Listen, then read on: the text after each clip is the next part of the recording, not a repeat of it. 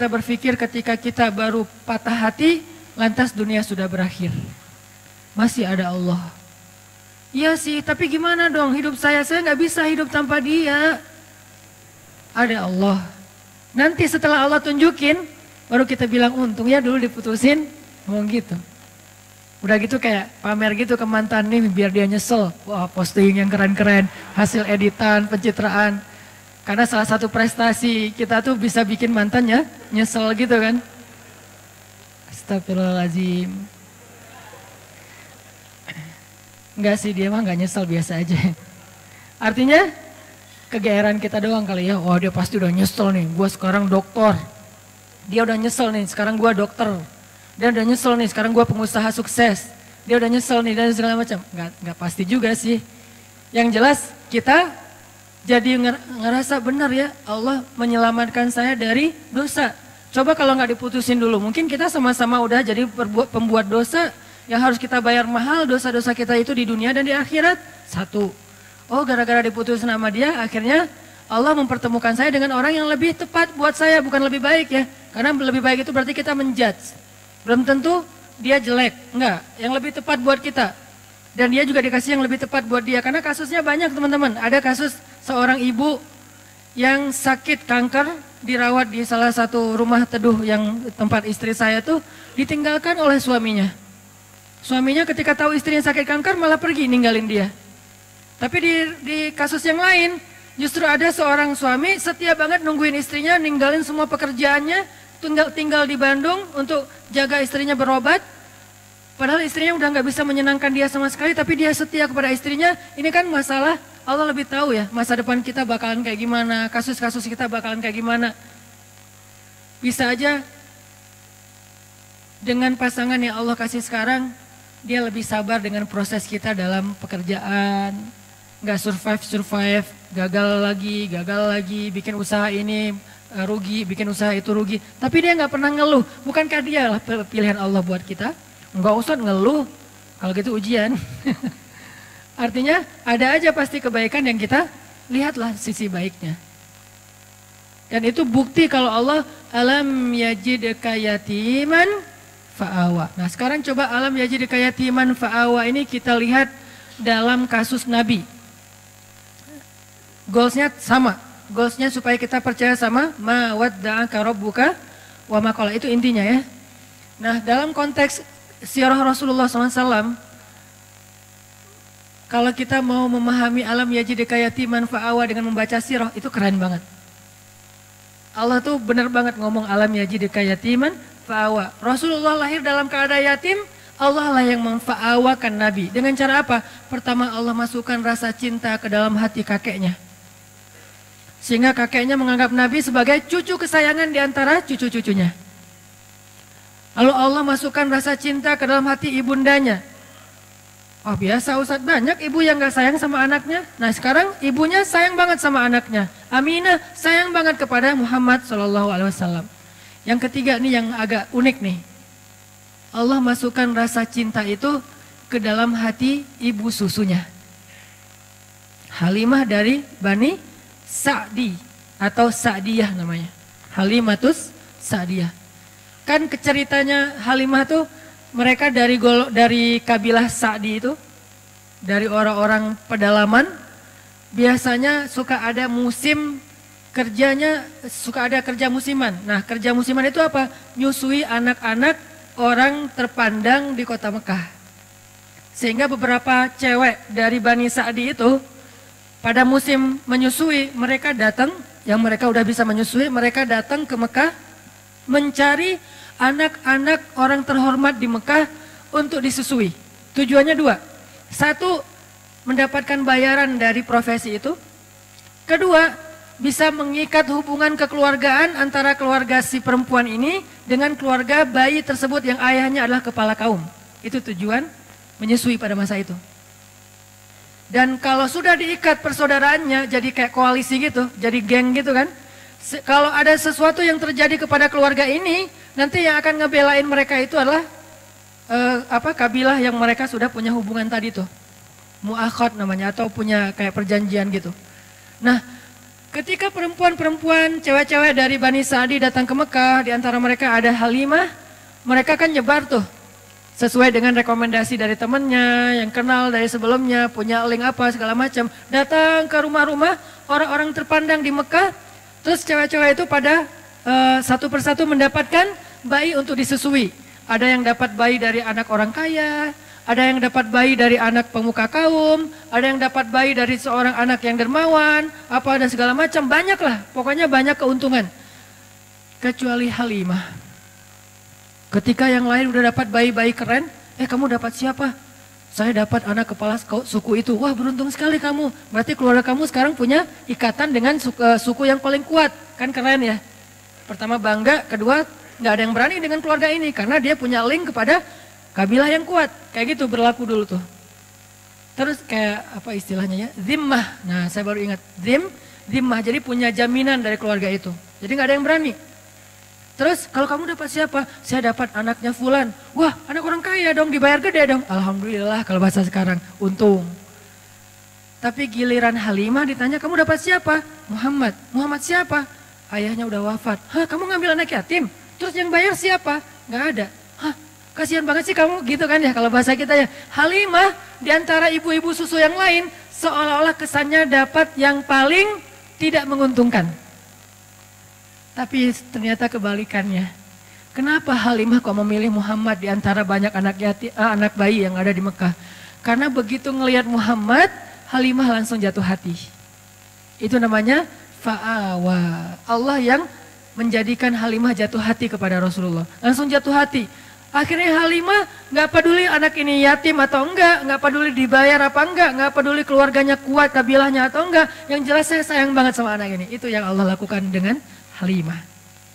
Dipeluk oleh Halimah, bahkan Halimah memperlakukan Nabi Muhammad kecil lebih baik daripada ibu-ibu susu lain memperlakukan bayi mereka karena dibayar, karena profesional. Kalau ini bukan profesional, ini cinta.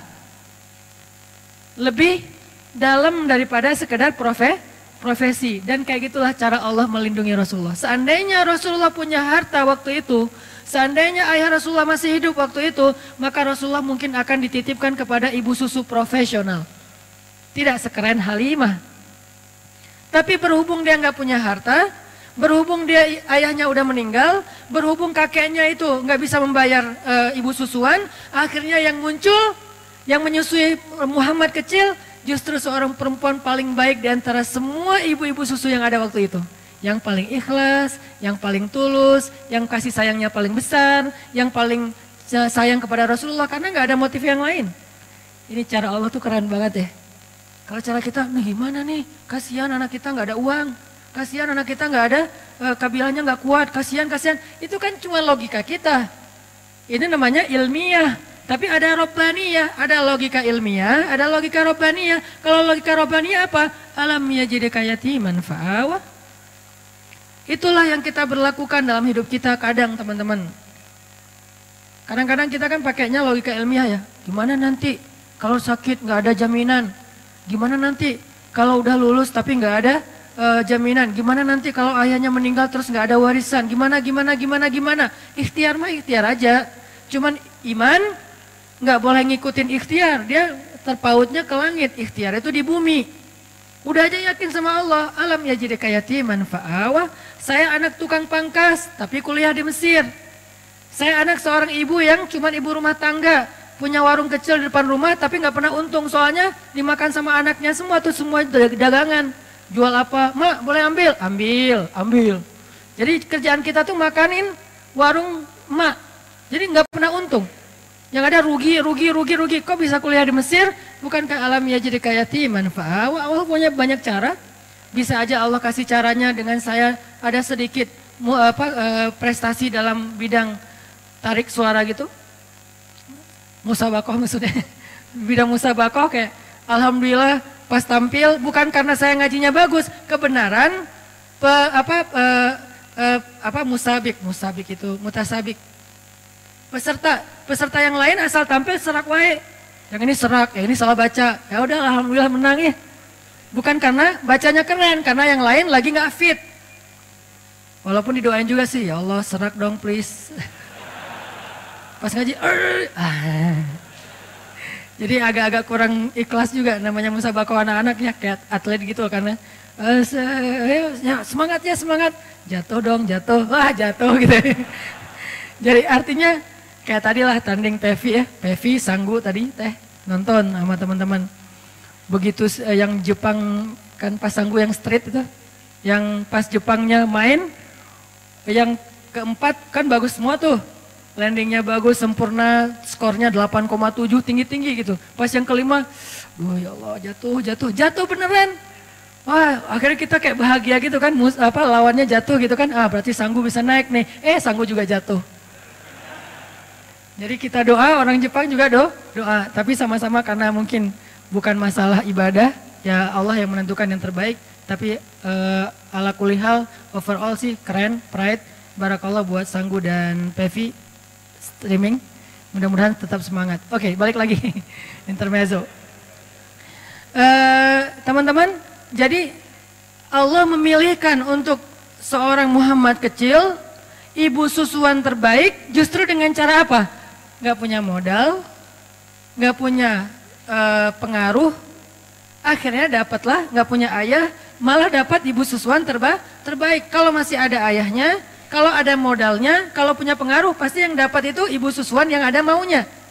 Ini cara Allah teman-teman. Alam yajidka yatiman fa'awa. Selesaikah di situ? Belum. Selesai era susuan, bahkan Allah memilih untuk Nabi itu tempat beliau tumbuh dan belajar bahasa adalah tempat kabilah yang paling baik. Karena ada beberapa ibu susuan dari kabilah-kabilah yang banyak, Allah pilih untuk Rasulullah kabilah Sa'diyah. Kabilah Sa'diyah ini apa? Yang ngomong bahasa Arabnya tuh paling lekoh. Yang ngomong bahasa Arabnya paling lekoh di antara orang Arab. Yang paling ningrat gitu kalau ngomong. Saya pernah jalan sekali ke New Zealand. Belum pernah ke London sih, jadi tahu Britishnya lewat New Zealand. Kalau ke Singapura kan beberapa kali lah ya. Bukan karena banyak duit, bukan. Karena transit. Ke Singapura beberapa kali lah ya. Dengar scene English kan beda banget ya. Dengar scene English tuh kayak nggak pakai aturan, nggak pakai grammar, nggak pakai apa, nggak ada lekoh-lekohnya, apa gitu santai ngomongnya. Tapi terus ada bahasa Inggrisnya American lah, orang Amerika yang slang kayak gitu-gitu.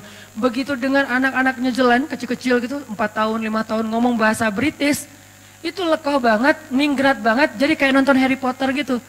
Dengerin aja mereka ngomong lekoh kayak gitu, kok bisa ya lidahnya gitu ya? Ngomongnya gimana sih? Itu anak Indonesia banget loh. Wajahnya etnik banget, mukanya Indonesia banget, gak bisa ditipu. Tapi pas dia ngomong, itu udah kayak dengerin Harry Potter. Lekoh banget. Ngomongnya, what-nya aja tuh gimana gitu.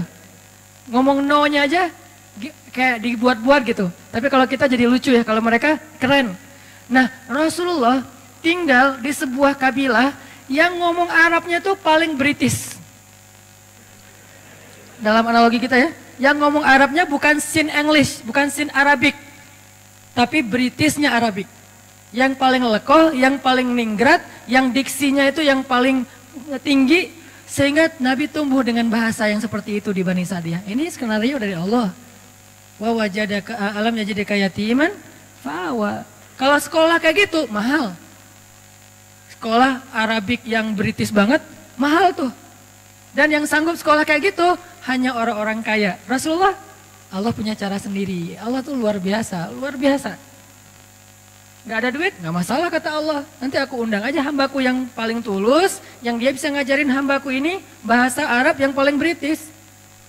Arab yang paling British, ini jangan di-cut ya, jadi salah paham. Arab British apa maksudnya Ustadz? Maksudnya elegan gitu. Maksudnya elegan, lekoh, ningrat, diksinya keren. Nah setelah Nabi lekoh bahasa Arabnya, era pendidikan bahasanya udah selesai. Kan yang paling bagus bahasa itu dari kecil ya. Karena anak kecil cepat menyerap bahasa, baru nanti dia kayak anak saya orang Aceh, istri orang Jawa, tinggal di Bandung. Tapi kalau ngomong bahasa di rumah dia yang paling nyunda. Karena teman-temannya anak-anak Bandung gitu. Jadi kalau dia ngomong Aisyah, Maryam tuh kalau ngomong sama saya malah kadang-kadang sering nanyanya ke Aisyah, Aisyah ini artinya apa sih? Aisyah ngajarin, kenapa? Karena dia tumbuhnya di Bandung. Kalau dia tumbuhnya di Aceh, dia bakalan bahasa Aceh. Kalau dia tumbuhnya di Surabaya, dia bakalan bahasa Surabaya. Nah, masing-masing dikasih lingkungannya. Nah, Rasul tumbuhnya di Bani Sa'di, bahasanya paling bagus. Udah selesai? Belum. Nanti ada era lagi, kedua setelah masanya Abdul Muthalib, Aminah, Halimah, nanti ada era kedua. Awalnya dinaungi atau dipelihara oleh pamannya Abu Thalib. Ini era periode kedua. Dan ini juga luar biasa. Abu Thalib punya banyak anak, tapi yang paling disayang justru ponakannya. Punya banyak anak, tapi yang paling disayang justru ponakannya. Kemana-mana pergi pasti yang dibonceng ponakannya. Muhammad ikut paman, ikut boncengan, memotoran gitu. Motornya keledai, onta, kuda. Memotoran aja keliling Mekah, ke Suriah dulu namanya Damaskus, kemudian ke Yaman. Yang dibawa memotoran sama Abu Thalib touring kemana-mana itu siapa? Ponakannya, bukan anaknya justru. Kenapa bisa kayak gitu? Allah masukkan cinta ke dalam hati Abu Thalib, sehingga di antara semua keluarganya yang paling disayang justru bukan anaknya tapi ponakannya. Allah yang bikin kayak gitu. Sehingga karena sayangnya Abu Thalib kepada Rasulullah kecil, Muhammad kecil, akhirnya Abu Thalib tuh mikirin banget pendidikan Muhammad kecil. Mikirin banget. Gimana ya cara anak ini jadi seorang pemimpin? Anak-anak yang lain gak gitu-gitu amat.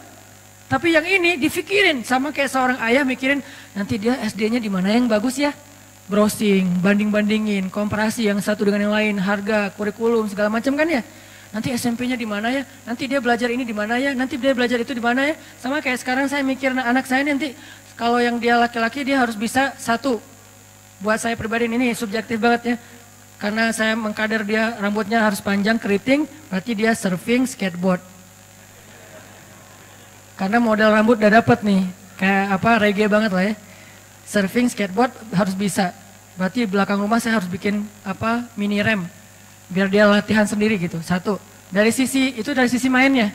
Dari sisi intelektualnya, mulai sekarang karena istri memang sama-sama belajar di Mesir, diajarin bahasa Arab. Jadi kita kalau ngomong rahasia dengan istri di rumah, udah ketahuan sama anak-anak, tahu. Walaupun mereka nggak bisa ngomong bahasa Arab, tapi ngerti kalau kita ngomong bahasa Arab. Saya misalnya bilang mau sesekali makan mie instan gitu kan ya. Kan biar anak-anak nggak ikut-ikutan, saya ngomongnya rahasia sama istri, pakai bahasa Arab, saya pengen makan makarona gitu ya. Baba mau makan mie instan ya, gitu langsung. Ketahuan, nggak bisa rahasia-rahasiaan lagi, atau mau keluar gitu. Kita keluar berduaan yuk, tapi pakai bahasa Arab. Gitulah pokoknya. Jadi kita keluar berduaan yuk, nggak usah bawa anak-anak, pasti ketahuan. Kita mau ditinggal, kata mereka. Jadi karena udah dilatih di rumah dari sisi intelektualitasnya, bahasanya, nggak harus lancar ngomong tapi ngerti secara listening. Terus Al-Qur'annya, pokoknya bagian saya mah main aja, bagian yang tadi pendidikan, apa segala macam, istri aja lah. Ngafal Quran, ngafal hadis, bahasa Arab, yaudah sama Umi aja deh. Sama Baba apa? Yuk kita jalan yuk kita main yuk. Bagian seru-seruan gitu. Supaya dia nanti kalau saya cita-citanya, anak saya tuh kalau laki-laki tampilan reggae, tapi instalasi di dalamnya tuh softwarenya Mekah. Jadi anak main tapi hafal Quran, pengennya mah, ya namanya juga orang tua kan ya. Nah Abu Thalib mikir banget buat Muhammad kecil. Gimana anak ini jadi seorang leader, gimana anak ini jadi seorang yang luar biasa, pemimpin umat, itu difikirin sama Abu Thalib. Kenapa kok bisa gitu-gitu amat? Allah titipin Muhammad kepada Abu Thalib. Alam yajidika yatiman fa'awa. Allah yang titipin. Kalau Allah titipin itu udah keren banget, udah pasti.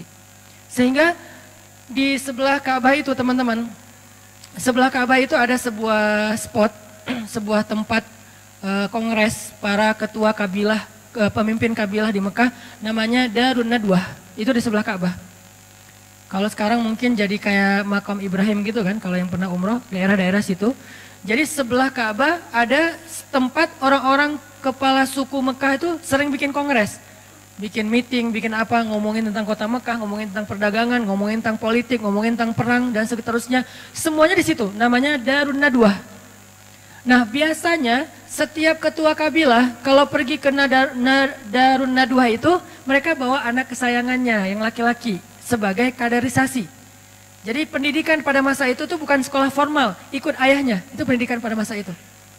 Bukan sekolah formal tapi ikut ayahnya. Sehingga biasanya anak laki-laki nggak akan jauh-jauh dari ayahnya, anak perempuan nggak jauh-jauh dari ibunya. Sehingga Nabi SAW ternyata selalu dipilih oleh Abu Thalib di antara anak-anaknya untuk ikut Abu Thalib ke Darun Nadwah. Yang lain milih anak laki-lakinya, Abu Thalib milih ponakannya. Coba, ngapain dipilih ikut dalam Darun Nadwah? Nanti di Darun Nadwah dia duduk di sebelah Abu Thalib. Duduk di sebelah Abu Thalib, dengerin gimana cara komunikasi dalam sebuah musyawarah, meeting, kongres, gimana cara meyakinkan orang kepada pendapat kita, gimana cara komunikasi yang santun, gimana cara debat yang baik, gimana cara ngatur pemerintahan, gimana tentang politik, gimana tentang jihad, gimana membangun koalisi, gimana, itu Muhammad semuanya dengerin di sebelah Abu Thalib. Kebenaran Abu Thalib yang paling bijak di antara ketua kabilah. Jadi dia kayak belajar langsung ke legend-legendnya gitu. Belajar langsung ke legend-legendnya. Di situ nanti ada Abu Jahal, walaupun belum musuhan ya. Abu Jahal masih dikenal Abu Al-Hakam. Jadi kalau ngeluarin kata-kata itu syair semua. Nabi jadi ngedengar, oh gitu ngomong yang diksinya bagus. Oh gini ngomongnya yang punya wawasan. Oh gini ngomongnya yang menyampaikan teori, analogi segala macam. Muhammad belajar kayak itu. Sehingga ketika Muhammad pulang ke rumah, anak-anaknya Abu Thalib mengupdate berita tentang politik Mekah lewat Rasulullah. Muhammad tadi ngomong apa di sana? Gitu coba. Padahal ayahnya sendiri kepala suku, tapi ayahnya memilih Muhammad kecil. Alam yajidka yatiman fa'awah. Allah itu udah sebaik-baik pembuat rencana lah pokoknya. Ini harusnya menjadikan kita makin belief, makin yakin sama Allah. Kalau diserahin urusan kita ke Allah itu emang dahsyat. Ketimbang kita bikin sendiri. Kita nggak apa-apa merencanakan hidup sendiri, merencanakan masa depan sendiri, nggak apa-apa. Tapi tetap serahin ke Allah urusan apa? Urusan jalannya. Jangan sampai kita melenceng. Karena begitu kita melenceng dan menganggap melenceng itu lebih menguntungin kita, berarti Allah udah nggak terlibat dalam hidup kita. Dan kalau Allah udah nggak terlibat, mentok nanti ujung-ujungnya. Kalau kita ngikutin jalan Allah yang lurus, walaupun menurut logika ilmiah kayak nggak jelas gitu, ikutin aja. Karena emang jalan Allah itu unik. Sering banyak surprise gitu kan ya, sama kayak Rasulullah, kok gitu sih harus yatim dulu, kan nggak tahu nih alasannya, pas tahu, oh iya ya, ternyata dengan yatim justru dapat Halimah. Kok gitu sih dengan yatim justru dapat Abu Thalib, dan seterusnya dan seterusnya.